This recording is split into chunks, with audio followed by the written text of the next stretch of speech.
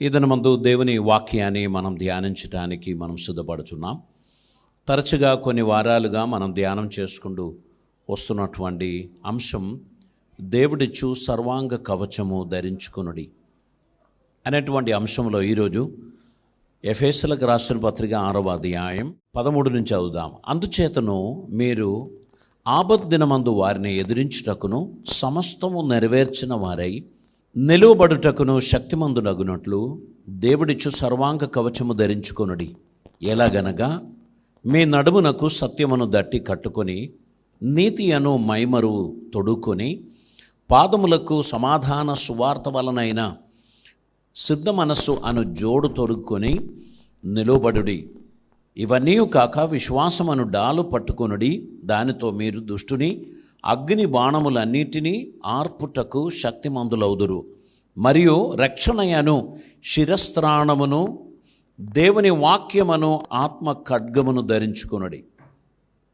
ఈరోజు మనము అందులో నుంచి ఒక వచనం, రక్షణయను శిరస్త్రాణము ధరించుకొనుదాం అనేటువంటి మాట మనం ధ్యానం చేయబోచున్నాం. శిరస్త్రాణం అంటే మనకు అందరికీ తెలుసు, హెల్మెట్. ఎవరు హెల్మెట్ వాడతారు? క్రికెట్ ప్లేయర్స్ వారు హెల్మెట్ వాడతారు. మనకు తెలుసు బ్యాట్స్మెన్ వారు అతివేగంగా వచ్చుచున్న ఆ యొక్క బాల్ను వారి తలకు తగలకుండా తప్పించుకోవడానికి వారు హెల్మెట్ ధరిస్తారు. మోటార్ బైక్లో ప్రయాణం చేసేటువంటి ప్రయాణికులు హెల్మెట్ పెట్టుకుంటారు. ఎటువంటి యాక్సిడెంట్ జరిగినా తలకు దెబ్బ తగలొద్దు అనే ఉద్దేశంతో హెల్మెట్ ధరించుకుంటారు. వేరే విదేశ దేశాలలో రగ్బీ అనేటువంటి ఒక మ్యాచ్ ఉంది. ఆ ఆటగాళ్ళందరూ కూడా హెల్మెట్ పెట్టుకుంటారు. పెద్ద పెద్ద బిల్డింగ్ కన్స్ట్రక్షన్ ఫీల్డ్లో వర్క్ చేస్తున్నటువంటి వారు హెల్మెట్ పెట్టుకుంటారు. కొన్ని ఫ్యాక్టరీలో పని చేస్తున్నటువంటి వారు హెల్మెట్ పెట్టుకుంటారు. కారణం ఏంటంటే ప్రమాదవశాత్తు ఏదైనా బరువైన వస్తువు కింద పడితే ఈ నిలబడిన వారి మీద అది పడి వారి తలకు గాయం తగలకుండా ఉండడానికి హెల్మెట్ పెట్టుకుంటారు. హెల్మెట్ అనేది చాలా అత్యవసరమైనటువంటిది. కొంతకాలం హెల్మెట్ పెట్టుకోండి అని చెప్పారు, మనం అందరం హెల్మెట్ కొనుక్కున్నాం. ఆ తర్వాత ఇప్పుడు హెల్మెట్ పర్వాలేదు అని చెప్తున్నారంట. కాబట్టి హెల్మెట్ పెట్టుకోకుండా చాలామంది మోటార్ బైకులు నడిపిస్తున్నారు. హెల్మెట్ పెట్టుకోండి అని చెప్పినందుకు తిప్పలు పడి హెల్మెట్ కొన్నాము. కొందరు దాన్ని ఆ హ్యాండిల్కి తగిలించుకొని లేక వెనక ఉన్న ఆ రాడుకు తగిలించుకొని ప్రయాణం చేస్తూ ఉంటారు. కొందరు స్కూటీ లాంటి వాహనాలలో సీట్ కింద హెల్మెట్ పెట్టుకొని నడిపిస్తారు. సడన్గా ఏదైనా ఒక యాక్సిడెంట్ జరిగింది, మనిషి కింద పడ్డారు, పరిగెడుతూ లేపారు, ఎక్కడ ఏ గాయాలు లేదు, కానీ తలకు దెబ్బ తగిలింది. రక్తం ఏమి ప్రవహించడం లేదు, కానీ తలకు దెబ్బ తగిలింది. వెళ్ళి హాస్పిటల్కు తీసుకొని వెళ్ళి ఎంఆర్ఐ స్కాన్ తీసినప్పుడు బ్లడ్ క్లాట్ అయింది అని వినబడింది. దాని వెనకాల ఎన్ని శ్రమలు, ఎన్ని కష్టాలు, ఎన్ని లక్షల ఖర్చులు ఇవన్నీ జరుగుతూ ఉంటాయి. ట్రాఫిక్ పోలీస్ హెల్మెట్ వద్దు అని చెప్పినందుకు హెల్మెట్ ఇంట్లో పెట్టి ప్రయాణం చేయటం, ఎవరు ఫైన్ అయ్యారు అని తెలుసుకొని హెల్మెట్ లేకుండా ప్రయాణం చేయడం ద్వారా మనకు జరిగే ప్రాణహాని సంభవించేటువంటి ప్రమాదం ఉంది. కనుక సీట్ బెల్ట్ వేసుకోండి, హెల్మెట్ పెట్టుకోండి అని చెప్పేది కేవలం ఫైన్ బట్టి కాదు, మన సురక్ష కొరకు, మన సంరక్షణ కొరకు, మన సేఫ్టీ కోసం అవి ఏర్పాటు చేశారు. మన వాటిని ధరించడం చాలా మంచిది. ఇక్కడ ఆత్మీయ విషయంలోనికి మనం వచ్చినప్పుడు ఎఫెసోసులో ఉన్న విశ్వాసులకు రాసిన పత్రికలో 6వ అధ్యాయం దాని 14వ వచనంలో ఎలాగనగా మీ నడుమునకు సత్యమును దట్టి కట్టుకొని నీతి అను మైమరు తొడుకొని పాదములకు సమాధాన సువార్త వలననైనా సిద్ధ మనసను జోడు తొడుగుకొని నిలువబడుడి. ఇవన్నీయు కాక విశ్వాసమును డాలు పట్టుకొనుడి. దానితో మీరు దుష్టుని అగ్నిబాణములన్నిటినీ ఆర్పుటకు శక్తిమంతులగుదురు. మరియు రక్షణయను శిరస్త్రాణమును దేవుని వాక్యమును ఆత్మఖడ్గమును ధరించుకొని. ఇప్పుడు రక్షణ అను శిరస్త్రాణం మన ఆత్మీయ జీవితంలో ఈ హెల్మెట్కున్న ఇంపార్టెన్స్ ఏంటంటే, ప్రతి ఒక్క విశ్వాసి పరలోక రాజ్యం వైపు ప్రయాణిస్తూ ఉండగా తన ఆత్మీయ జీవితాన్ని ప్రొటెక్ట్ చేయడానికి తన తలంపులను, తన ఆలోచనలను సంరక్షించే ఒక శిరస్త్రాణం అనగా రక్షణ మనం అందరం కలిగిన వారమై ఉండాలి. రక్షణను పోగొట్టుకున్నట్లయితే మనం తప్పించుకోవడానికి ఏమీ ఛాన్సెస్ ఉండదు. ఆత్మీయ జీవితం పరిపోషింపబడడానికి దేవుడు మనకిచ్చినటువంటి ఈ రక్షణ అనున్నది ఉచితమైన దానం. దానికి మనం ఎవ్వరం కూడా ఖర్చు పెట్టలేదు. కానీ రక్షణను పోగొట్టుకున్నట్లయితే ఇక మనం సంరక్షింపబడడానికి ఏమీ ఉండదు అనేటువంటి విషయాన్ని మనం గుర్తుపెట్టుకోవాలి. ముందుగా మనం మత్తయి సువార్త 22వ అధ్యాయం 37వ వచనాన్ని మనం చదువుదామండి. అందుకు ఆయన, నీ పూర్ణ హృదయముతోనూ పూర్ణ ఆత్మతోనూ పూర్ణ మనస్సుతోనూ నీ దేవుడైన ప్రభువును ప్రేమింపవలను అనినదియే. ఎందుకంటే ఒక యవనస్తుడు వచ్చి అడిగాడు, బోధకుడా, ధర్మశాస్త్రములో ముఖ్యమైన ఆజ్ఞ ఏదని అడిగాడు. అందుకు ప్రభు చెప్పాడు, నీ పూర్ణ హృదయముతోనూ పూర్ణ ఆత్మతోనూ పూర్ణ మనస్సుతోనూ నీ దేవుడైన ప్రభువును నీవు ప్రేమింపవలను అనేదే ముఖ్యమైన ఆజ్ఞ అని చెప్పారు. ఇక్కడ మన మనస్సు, మన శక్తి, మన హృదయం ఇవన్నీ క్రోడీకరించి లేక సమంజసంగా సమన్వయం చేయబడినది మన మనస్సులోనే. ఈ మనస్సులో మనం తీసుకుంటున్న నిర్ణయమే మన గమ్యంలోనికి మనం నడిపించేది. జీవితంలో మనం సరైన దిశలో వెళ్ళాలా, తప్పు మార్గంలో వెళ్ళాలా అని నిర్ణయించేది మన శరీరం కాదు, మన మనస్సు. ఈ మనస్సు తీసుకుంటున్న నిర్ణయానికి మన శరీరం సహకరిస్తున్నప్పుడు ఆ పని జరుగుతుంది. దొంగతనం చేసేవాడు చేయితోని బ్యాగు గుంచాడు లేక చైన్ స్నాచ్ చేశాడు, కానీ ఆ నిర్ణయం చేయిది కాదు. ఆ నిర్ణయం తన మెదడులో, తన మనస్సులో అది తీయబడింది.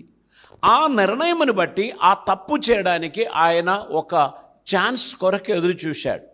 ఆ ఛాన్స్ వచ్చినప్పుడు ఆయన ఆ తప్పు చేశాడు. అయితే తప్పు చేయడానికి కారణమైనది మనసే, కానీ దెబ్బలు పడేది చెంపకు, వీపుకు, చేతులకు, కాలుకు అంత దెబ్బలు పడతాయి. మనసుకేం దెబ్బలు పడదు. ఇదన్నీ పొందిన తర్వాత పోయి సెంట్రల్ జైల్లో ఉన్నప్పుడు మనసుకు దెబ్బ పడతాయి. అప్పుడు వరకు మనసుకు దెబ్బ పడలే, శరీరానికి దెబ్బ పడింది. పేపర్లో పడ్డది అందరికీ తెలిసింది అని తెలుసుకున్నప్పుడే మనసుకు దెబ్బ పడుతుంది. ఆలోచనలో నిరాశ, నిస్పృహలు అన్నీ వచ్చేస్తుంది. శరీరం ఒక తప్పు చేయడానికైనా ఒక మంచి చేయడానికైనా వెనకాల మనసు ప్రేరేపించడం జరుగుతుంది అనేటువంటి విషయాన్ని మనం గుర్తుపెట్టుకోవాలి. మన ఇమోషన్స్, మన డిసిషన్స్, మనం తీసుకున్నటువంటి నిర్ణయాలు, మన భావోద్రేకాలు ఇవన్నీ మనలో సంరక్షింపబడడం అనేది అవసరం. ఒక చిన్న పిల్లవాడు పుట్టినప్పుడు అమాయకుడిగానే పుట్టాడు. ఏమీ తప్పు చేయడం జరగదు, తెలియదు. ఆకలి అయితే ఏడుస్తాడు, ఆనందం వస్తే నవ్వుతాడు. ఈ రెండు పనులు తప్ప ఇంకేమీ చేయడు. తల్లిదండ్రులు ఎన్నెన్నో మాటలు చెప్తారు, ఏదో కొన్ని దానికి ప్రతిస్పందిస్తాడు, కొన్ని దాన్ని నిర్లక్ష్యం చేస్తాడు. ఎప్పుడైనా ఆకలి అయినప్పుడు ఏడుస్తారు, ఆ ఏడుపు ఎవరు ఆపలేరు. ఆకలికి ఆహారం ఇచ్చేంత వరకు ఏడుస్తాడు. ఆ తర్వాత నవ్వుతూ ఉంటే అందరికి ఇష్టమే, అప్పుడు అందరూ నవ్వించడానికి ప్రయత్నం చేస్తాడు. అది మనస్సు హ్యాపీగా ఉన్నప్పుడే నవ్వుతాడు. ఆ చిన్నవాడు కొంచెం కొంచెం పెరిగి ఒక 7-8 నెలలు అయింది, అన్నీ అర్థం చేసుకోవడం మొదలైంది. ఎవరి దగ్గరికి పోవాలి, ఎవరి దగ్గరికి పోవద్దు అనేటువంటి డిసిషన్ ఆయన తీసుకుంటాడు. ఎవరు పిలిస్తే ఇష్టపడతారు, ఎవరు పిలిస్తే ఇష్టపడరు, ఇవన్నీ మనకు ప్రత్యక్షంగా కనబడతాయి. బిలో 1 year ఉన్న ఆ బేబీ తనకు కొందరంటే బాగా ఇష్టం. వారు రాగానే 2 చేతులు పైకెత్తి నన్ను ఎత్తుకో అని చెప్తూ ఉంటారు. మరికొందరు వస్తే చెయ్యి వెనకకు పడతారు, ముఖం వెనకకు తిప్పుతారు. ఇవన్నీ చేస్తూ ఉంటే ఇంత జ్ఞానం వీనికి ఎక్కడి నుంచి వచ్చింది అని మనం అనుకుంటాం. సమాజం కొన్ని విషయాలు నేర్పిస్తుంది, సహజమైన భావంతో కొన్ని విషయాలు నేర్చుకుంటారు. అందరూ చుట్టూ ఉన్నటువంటి వారు చేస్తున్నటువంటి చర్యలు క్రియలు గమనిస్తూ ఉంటారు. ఈ విధంగా ఎదుగుచున్న ఆ బిడ్డ కొంచెం ఎదిగాడు. 2-3తో కలిసి ఆడుకోవడం మొదలు పెడితే తన ఆట వస్తువులను గుర్తుపడతారు, ఎదుటి వ్యక్తుల ఆట వస్తువులను గుర్తుపడతారు. తన ఆట వస్తువులు ఎవరి దగ్గరనైనా ఉంటే వాటిని వెంటనే లాక్కుంటాడు, దానికోసం ఏడుస్తాడు, దానికోసం గొడవ చేస్తాడు. ఇవన్నీ మనం చూస్తూ ఉంటాం. సో ఆ వ్యక్తి ఇంటెలెక్చువలీ ఎదుగుచున్నాడు గనక తన భావాలు మారుతుంది, ఆలోచన విధానాలు మారుతుంది. మానసికంగా ఎదగని ఒక వ్యక్తికి ఆహారం ఇస్తే తింటాడు కానీ మిగిలిన విషయాలు ఏది ఆలోచించడానికి ఉన్న శక్తి ఉండదు. ఆత్మీయ జీవితంలో మనం రక్షింపబడ్డాము లేక దేవుని బిడ్డలయ్యాము అని చెప్పడానికి మొదటి స్టెప్ మన రక్షణ. ఆ రక్షణను గూర్చి మనం పరిశుద్ధ వాక్యంలో మనం చదువుతున్నప్పుడు ఈ రక్షణ మన వలన మనకు కలిగినది కాదు, ఇది దేవుని ఉచితమైన దానం, దేవుడు మనకు అనుగ్రహించిన ఆశీర్వాదం అని మనం ఎఫెసీ పత్రికలో మనం చూస్తున్నాం. మన జీవితంలో అనేక రకాలైన ఆలోచనలు, అనేక రకాలైన అభిప్రాయములు మనకు కలుగుతూ ఉంటాయి. మనం వాటిలో జీవిస్తూ ఉంటాం. కొందరు అంటారు, ఇది నా ఇష్టం, ఇది నా జీవితం, నువ్వు నన్ను బలవంతం చేయనక్కర్లేదు, నాకేం సలహా చెప్పాల్సిన అవసరం లేదు, నేను ఎలా జీవించాలో నాకు తెలుసు, నాకెవరు కూడా సలహాదారులు అవసరం లేదు అని చెప్తారు. వారు స్వయంగా ఎలా భావిస్తారంటే, నేను ఎదిగాను, I don't need anybody's intervention, ఎవరు కూడా నన్ను బలవంతం చేయనక్కర్లేదు, ఎవరు కూడా నన్ను ఒత్తిడి చేయాల్సిన అవసరం లేదు, నాకు తెలుసు నేనేం చేస్తున్నానో అనేటువంటి ఒక సెల్ఫ్ కాన్ఫిడెన్స్తో ముందుకు వెళ్తారు. కానీ చాలా ప్రమాదకరమైనటువంటి ఒక విషయం ఏంటంటే, మనిషిని తలంపులు ఎల్లప్పుడూ ఒక రకంగా ఉండదు, అది ఎల్లప్పుడూ చేంజ్ అవుతూ ఉంటుంది. భావభేదాలు మనుషులలో కనిపిస్తూ ఉంటుంది. దేవుని కృప లేకపోతే మనుషుడు సమాజమును బట్టి, ఫ్రెండ్స్ను బట్టి, తనకిచ్చేటువంటి ఆలోచనకర్తలను బట్టి తన ఆలోచన విధానాలు మారుస్తారు. అయితే అందుకే దేవుని వాక్యం చెప్పుచున్నారు, బాలురు నడవలసిన త్రోవను వానికి నేర్పించుము. ఇప్పుడు సండే స్కూల్ పిల్లలందరూ బ్యూటిఫుల్లీ పాడారు, కంఠస్థ వాక్యం చెప్పారు, వారందరినీ క్లాసెస్కి పంపించాం.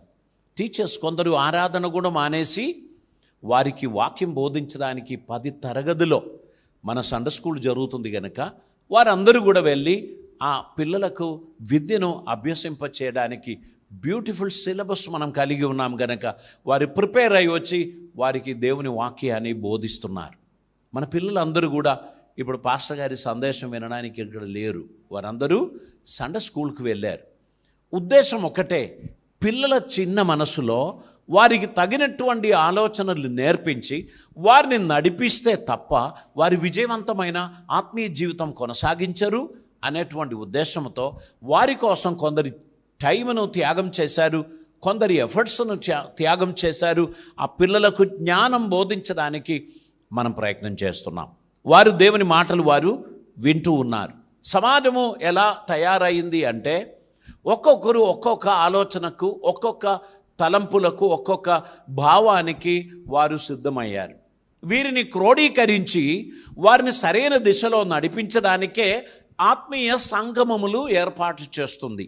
సంఘము, సమావేశము, కూడికలు, ఇవన్నీ దేని కొరకంటే మనందరి ఆ అంతరాత్మను లేక మన అందరి మనస్సును దేవుని వైపు మళ్ళించడానికి, దేవునిలో స్థిరపరచడానికి మన సొంత జ్ఞానం చేత కాదు, దేవుని కృప వలనే మనం జీవితంలో విజయం సాధించుచున్నాం అనేటువంటి విషయాన్ని నేర్పించడానికి వారంలో ఒకసారి మనం అందరం ఇలా కూడి వచ్చి కూర్చుంటున్నాం. కొంతమందికి ఇది చాలా బోరింగ్గా ఉంటాయి, వారు రారు. మీరెంత బలవంతం చేసినా వారు అవన్నీ వేస్ట్ ఆఫ్ టైం అని చెప్పి వారికి నచ్చిన కార్యములు చేయడానికి వారు వెళ్ళిపోతారు. కొంతకాలం తర్వాత వారికి అర్థమవుతుంది, ఈ క్రైసిస్ మేనేజ్మెంట్లో నేను ఏం చెయ్యాలి అనేటువంటి విషయం నాకు అర్థం కావడం లేదు, నా ఆత్మీయ జీవితం కుప్పగూలుచున్నది అని వారు గుర్తించడం జరుగుతుంది. వారి జీవితంలో వారికి ఎదురవుతున్న ప్రశ్నలకు సమాధానం దొరకకుండా వారు ఆందోళన చెందుతూ ఉంటారు. అటువంటి సమయంలో రాంగ్ ఐడియాలజీస్ వారు వింటారు. ఆ రాంగ్ ఐడియాలజీలో, రాంగ్ కంపెనీలో పడి వారి జీవితాన్ని నాశనం చేయడానికి మాత్రమే అది సహాయపడుతుంది. సత్య వార్తను ఎవరైతే వింటారో వారు తమ జీవితాన్ని సరిచేసుకుంటారు. ఈ సమయం, వారంలో ఒకరోజు 2 గంటలు మనం స్పెండ్ చేసే ఈ సమయం మన జీవితంలో ఎప్పుడు కూడా వ్యర్థమైనటువంటిది కాదు. ఈరోజు మనం ధ్యానం చేస్తున్నటువంటిది ద హెల్మెట్ ఆఫ్ సాల్వేషన్. మన జీవితంలో ఒక హెల్మెట్ అనగా రక్షణ అనున్నది దేవుడు మనకి ఇచ్చారు అన్న దాని గురించి మనం ఆలోచిస్తున్నాం. ఈ రక్షణ మనల్ని ప్రొటెక్ట్ చేస్తుంది. ఈ హెల్మెట్ మనకు ప్రొటెక్షన్ ఇస్తుంది. నా తలంపులు చెడిపోకుండా, నా ఆలోచనలు అడవిలకెళ్ళి వెళ్లకుండా, నేను క్రమశిక్షణ కలిగిన వ్యక్తిగా నడవడానికి ఈ హెల్మెట్ నాకు ప్రొటెక్షన్ ఇస్తుంది. నాకు దేవుడు ఇచ్చినటువంటి ఈ ఉచితమైన రక్షణను కాపాడుకోవడానికి నేను పిలువబడిన వాణ్ణి. దేవుని ఆలోచనలు నా జీవితంలో నేను పాటించడం మొదలు పెడితే అది నాకెంతో ప్రయోజనకరమైనటువంటిది. దేవుని ఆలోచనలు నేను పాటించకుండా పోతే ఏం జరుగుతుందంటే నా జీవితంలో వివరించలేని నష్టాలు జరుగుతుంది.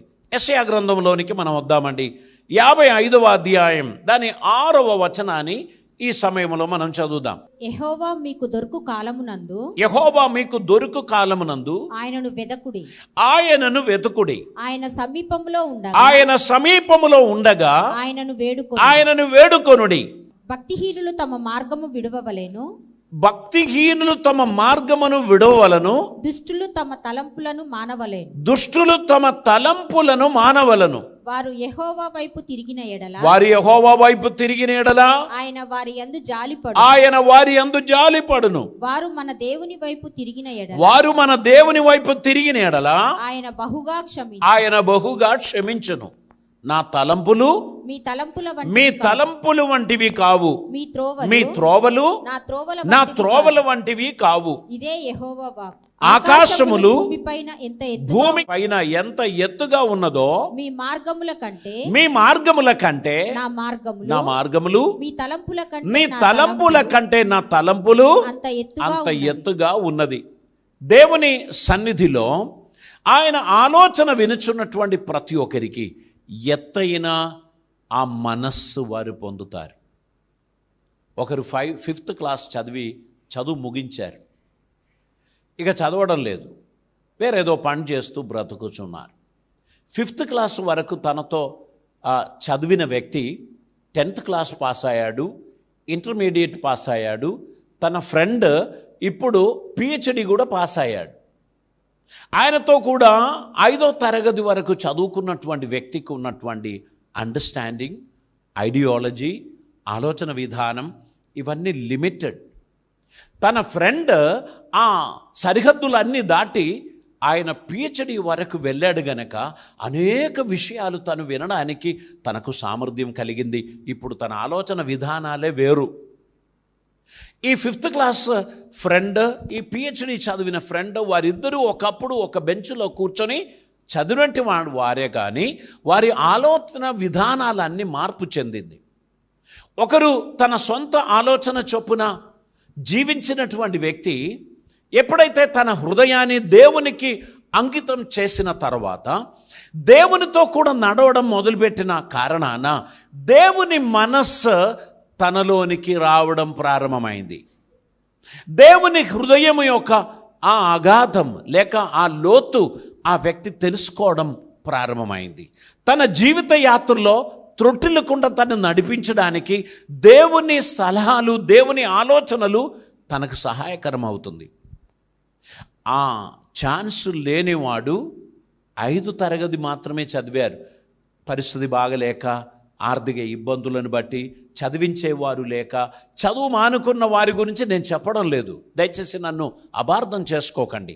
నేను ఇక్కడ కంపారిజన్ చేయడానికి ఉద్దేశించిన మాట ఏంటంటే, జ్ఞానం పొందినవాడు జ్ఞానం పొందని వాడు. జ్ఞానం పొందినవాడు తన జీవిత యాత్రలో జాగ్రత్త పడుతూ ముందుకు వెళ్ళడానికి ప్రయత్నిస్తాడు అని చెప్పడానికే. ఆ జ్ఞానం పొందని వానికి తన సంకుచితమైన మనసులో తనకేది మంచిది అనిపించిందో అదే చేస్తాడు, కానీ ఆయన ఔన్నత్యములోనికి వెళ్ళలేకపోతాడు. కారణం ఏంటంటే, తనకు దొరికినటువంటి ఆ చక్కని అవకాశాన్ని నిర్లక్ష్యం చేశాడు. కొంతమందికి దేవుని మందిరానికి వెళ్ళడానికి, ఆరాధన అటెండ్ అవ్వడానికి, వాక్యం వినడానికి దేవుడు ఆపర్చునిటీ ఇచ్చినా వారు దాన్ని నిర్లక్ష్యం చేస్తారు. దేవునితో ముడిపడిన వారు దేవుని వాక్యముతో నడుస్తూ, దేవుని చిత్తం నెరవేరుస్తూ, దేవుని అడుగుజాడలో నడుచుచున్న వ్యక్తులను దేవుడు ఖచ్చితంగా ఔన్నత్యములోనికి తీసుకొని పోతారు. కొంతకాలం తర్వాత దేవునికి దూరంగా వెళ్ళినటువంటి వ్యక్తి మనసులో ఏముంటాయి తెలుసా? జలసీ ప్రారంభమవుతుంది, అసూయ ప్రారంభమవుతుంది. హేబేలుకు కాయినుకు మధ్యలో జరిగింది అదే. హేబేలు విశ్వాసముతో తన జీవితాన్ని నడిపించాడు, కాయిను తన మసిల్ పవర్తో తన జీవితం నడిపించాడు. తన వ్యవసాయ భూమి నుండి దొరికినది దేవునికి ఇస్తే దేవుడు సంతోషించుకుంటాడు అని ఆయన అనుకున్నప్పుడు, హేబేలేమో రక్తం చిందించకుండా దేవునికి ఇష్టడిగా ఉండడం అసాధ్యమని బలి అర్పించడానికి ఆయన నిర్ణయించుకున్నాడు. వారి ఇరువురికి జ్ఞానం ఎక్కడి నుంచి వచ్చింది? తండ్రి ఇద్దరితో మాట్లాడినప్పుడు ఏదైనా తోటలో దేవుడు చేసిన కార్యాన్ని ఇద్దరితో వివరించారు, కానీ ఒకరు దాన్ని పట్టించుకోలేదు, ఒకరు దాన్ని పట్టించుకున్నారు. పట్టించుకోని వాడు తన స్వజ్ఞానమును బట్టి ఆయన ప్రవర్తించాడు. దేవుడు ఆయన యందు సంతోషించలేదు. ఈరోజు మనం చూస్తూ ఉన్నాం, అనేక కుటుంబాల్లో అనేక రకాలైన సమస్యలు. ఒకే కుటుంబంలో జీవించుచున్నవారు ఒకరు దేవుని తెలుసుకున్నారు గనక, ఒకరు దేవునికి లోబడి ఉన్నారు గనక వారు అన్నిటికీ విధేయత కలిగి ఉండాలని ప్రయత్నిస్తున్నారు. మరొకరు దేవునికి భయం లేదు గనక, దేవుని ఆలోచనలకు ఇంపార్టెన్స్ ఇవ్వడం లేదు గనక ఈ ఎదుగుచున్న వ్యక్తిని ఓర్చుకోలేక అసహ్యపడుతూ ఉంటారు. వారి ఇరువురి మధ్యలో ఎన్నో గొడవలు, కలహాలు జరుగుతూ ఉంటారు. ఒకరు ఒకరిని అనుమానిస్తూ ఉంటారు, ఒకరి ఎదుగుదలలో ఒకరు అసహ్యపడుతూ ఉంటారు. ఇవన్నీ సమాజంలో ఈరోజు మనం చూస్తున్నటువంటి విషయాలు. గుర్తుంచుకోండి, మన గమ్యం చేరడానికి మన డిసిషన్స్ అనేది చాలా ఇంపార్టెంట్. మన డిసిషన్స్ ప్రొటెక్ట్ చేయబడకపోతే అది అడవిలో తిరిగే జంతువుకు సమానంగా ఉంటాయి. అందుకే మనకు హెల్మెట్ అవసరం, మనకు రక్షణ ప్రొటెక్షన్ అవసరం. రక్షణలో నేను కవర్ చేయబడినట్లయితే నేను పిచ్చిగా ఆలోచించడానికి వీల్లేదు. ఎందుకంటే నా ఆలోచన విధానంలో దేవుడున్నాడు అనేటువంటి విషయం నాకు భయాన్ని కలుగజేస్తుంది. మార్కు సువార్త 1వ అధ్యాయం 4వ వచనం మనం చదువుతున్నటువంటి సమయంలో అక్కడ మనం ఇలా చూస్తున్నాం. బాప్తిస్మం ఇచ్చు యోహాను అరణ్యంలో ఉండి పాప క్షమాపణ నిమిత్తం మారు మనస్సు విషయమైన బాప్తిస్మమును ప్రకటించచ్చు వచ్చెను. ఇక్కడ మనం చూస్తున్నాం, సర్వ మనుషులు మనసు మార్చుకోవాలి, నీ పాప జీవితానికి వీడుకోలు పలకాలి అని బాప్తిసం ఇచ్చి యోహాన్ ప్రసంగిస్తూ వచ్చాడు అని మనకు అక్కడ కనిపిస్తూ ఉన్నాడు. అదే అధ్యాయం 14వ వచనంలోనికి వస్తే, యోహాను చెరపట్టబడిన తర్వాత యేసు కాలము సంపూర్ణమై ఉన్నది, దేవుని రాజ్యం సమీపించి ఉన్నది, మారు మనసు పొంది సువార్త నమ్ముడని చెప్పుచు దేవుని సువార్త ప్రకటించుచు గలిలియాకు వచ్చాడు. యోహాను ప్రకటించినంత కాలం యేసు ప్రత్యక్షం కాలేదు. ఎప్పుడైతే యోహాను చెరపట్టబడ్డాడో అప్పుడు యేసు ప్రసంగించడం మొదలుపెట్టాడు. ఎప్పుడైతే యేసు పునరుత్థానుడయ్యాడో తన శిష్యులు అపోస్తులు ఈ సువార్తను ప్రకటించడం మొదలుపెట్టాడు. ఎప్పుడైతే అపోస్తులు ప్రకటించలేని పరిస్థితి వచ్చిందో అప్పుడు మొదటి శతాబ్దపు సంఘము ప్రకటించడం మొదలుపెట్టారు. తరతరాలు మారి ఈరోజు సువార్త మన చేతిలోనికి వచ్చింది. సువార్తకు భంగం కలగజేద్దామని, సువార్తకు అడ్డు పెడదామని కొందరు అనుకుంటున్నారు, కానీ అది కాని పని. ఎందుకు తెలుసా? అనాదిలో దేవుని ప్రణాళిక సర్వమానవులు వారి పాపము నుండి విమోచన పొందాలి అని దేవుడు కలకన్నారు. రోమాపత్రిక 3వ అధ్యాయం 23వ వచనంలో మనం చదువుచున్నాం, ఏ భేదము లేదు, అందరూ పాపం చేసి దేవుడు అనుగ్రహించు మహిమను పొందలేకపోతున్నారు అనేటువంటి ఒక సత్యాన్ని పరిశుద్ధ వాక్యం మనకు జ్ఞాపకం చేస్తున్నారు. మనిషిని నిస్సహాయత చూచిన దేవుడు మానవునికి రక్షణ ఇవ్వడానికి నిర్ణయించాడు. దేవునికి స్తోత్రం. మానవుడు రక్షింపబడాలి, మానవుడు దేవునితో సమాధానపరచబడాలి, వారి పాపము దానికి అడ్డుగా ఉన్నది అని గ్రహించి మానవుడు తన పాపమును తొలగించలేడు అనే సత్యాన్ని గ్రహించిన దేవుడు స్వయం మానవునిగా భూజాతుడయ్యాడు.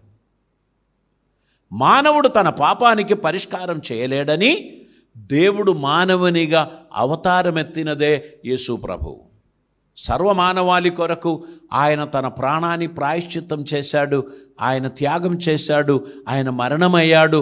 మనందరి కోసం విమోచన క్రయధనం ఆయన చెల్లించాడు అని పరిశుద్ధ వాక్యం మనకు తెలియపరుస్తున్నారు. దేవునికి స్తోత్రం. ప్రార్థన చేద్దాం. పరిశుద్ధుడైన తండ్రి, కృపామయుడైన దేవా, నీకు వందనాలు. అద్భుతమైన నీ సన్నిధి కొరకై స్తోత్రం. నీ బిడ్డలను మీరు దర్శించినందుకు స్తోత్రం. మీ పరిశుద్ధాత్మ మాతో మాట్లాడినందుకు స్తోత్రం. మా కొరకు మీరు ధర చెల్లించారు. నీ ప్రియకుమారుని ప్రాణత్యాగము ద్వారా మాకు ఇచ్చిన ఉచితమైన రక్షణ భాగ్యం కొరకు వందనాలు.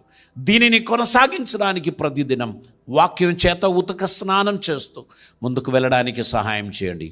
ఒక ఉత్తమమైన తీర్మానం మా జీవితంలో దయచేయమని, ప్రతి ఒక్కరిని ఆశీర్వదించమని ప్రభువా, రేపటి దినములలో నీ చిత్తం నెరవేర్చు బిడ్డలుగా మీ సన్నిధిలో ముందుకు నడవడానికి తగిన కృప మీరు మాకు దయచేయమని ప్రార్థిస్తున్నాం. కృపలతో నింపమని, అద్భుతములు జరిగించమని, ఈ ప్రియ బిడ్డలందరినీ ఆశీర్వదించి నీ నామ మహిమ కొరకు నడిపించమని, నీవే మహిమ పొందుమని యేసు పవిత్ర నామమున అడిగి ప్రార్థిస్తూ ఉంటున్నాం పరమ తండ్రి. ఆమేన్.